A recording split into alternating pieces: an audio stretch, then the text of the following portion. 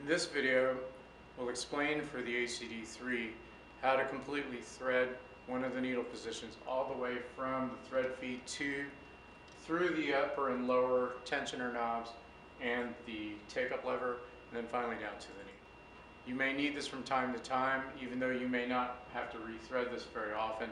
It's good to understand the entire thread path in case it does unthread at any point along that path.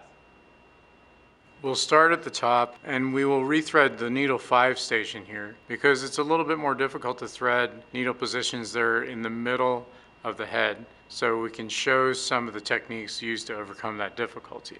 First, we want to feed the thread straight up from the thread tree coming down through the feed tube. One easy way to feed the thread down through the feed tube is to remove the feed tube from where it's mounted on the head. You simply just raise this up off of the mounting grommet there and hang it straight down. And then next, what we're going to do is tie a needle onto the thread right here and let it drop straight down through the tube. So we'll first thread a standard embroidery needle and just tie a simple crossover knot to it. It doesn't have to be that secure since we're only just dropping it through the tube. So simple crossover. No need to actually knot it. And then just drop it down through, and again we're using the number 5 needle position as our example, which we've already popped off. Drop it down through. Help it a little bit until the needle has now just dropped automatically all the way through. Very fast, done. When you're finished, separate the thread from the needle, and we can repark this back in its place, the number 5 position here at the top of the sewing head. Continuing with the number 5 position, we now pass it underneath this clip here. So we can lift that up and pass it underneath here. And follow the guide that's shown here on how it passes through the tensioners. So you can see that this thread is going to pass to the right of the stud. One trick to doing this to make it easy to pass between these two discs that squeeze the thread together is to pick up the upper disc, turn it so that it's no longer, the slot's no longer aligned with the peg, and now it's raised up by the peg. That gives us a nice clear space to pass the thread between the two discs. Again, you can see from the map that we're passing to the right of the stud, but we don't wrap it all the way around the stud, we just go a half turn. Now realign the disc slot so that it falls on the peg, and now that's helping hold the thread in place, and now it's even easier to pass that underneath the upper clip. Now onto the lower tensioner.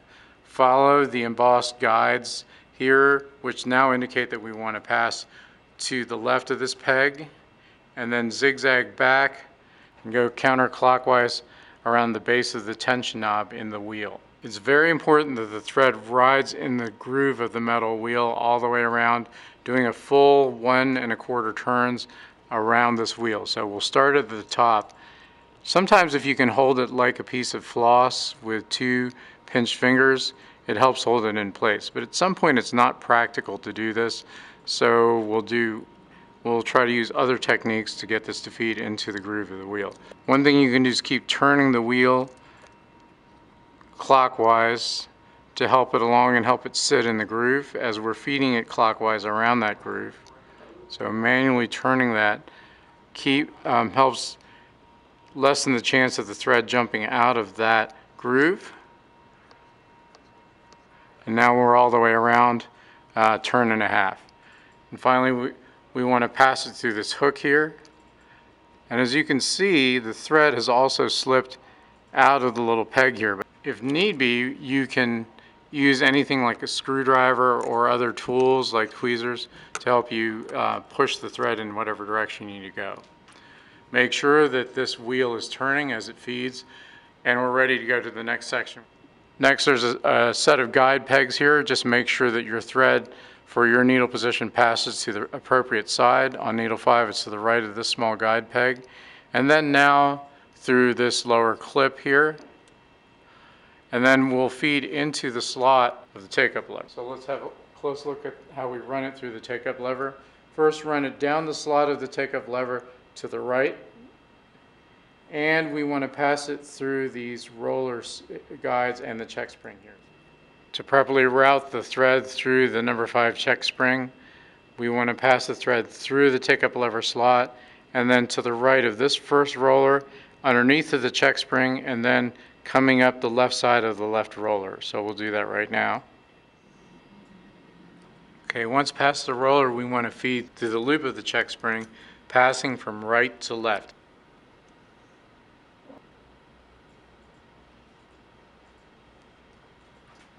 Now back up through the left side of the left roller.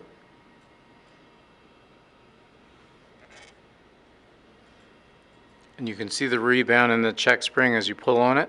And then back up through the take-up lever slot, and we'll thread the take-up lever from right to left. So again, we're threading the number 5 take-up lever.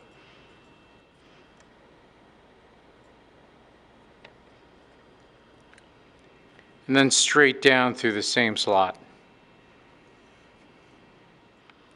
So again, coming down from the number 5 take-up lever slot, we want to get this through this pink grommet, the 5th from the right.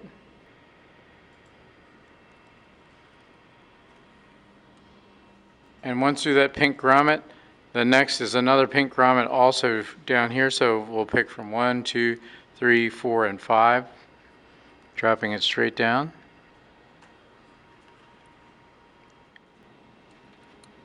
And now we're ready to thread the needle. Along the way, don't be afraid to cut the thread as many times as you need to so that you always have a fresh end. Never handle the thread at the tip, or otherwise you risk unraveling it, which makes it very difficult to thread through some of these narrow passages. So we're at needle number 5. So we're going to go ahead and run it through the eye from the front to the back.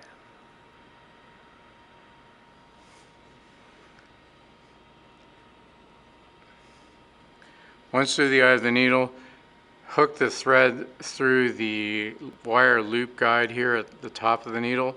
It's open on the back right side. Just hook it in and it should catch. Once under there, we're completely threaded. And the final thing to do is take the last tail of thread and hook it into the thread holding spring at the top and cut off the tail down to about 1/8 of an inch. And we're finished threading.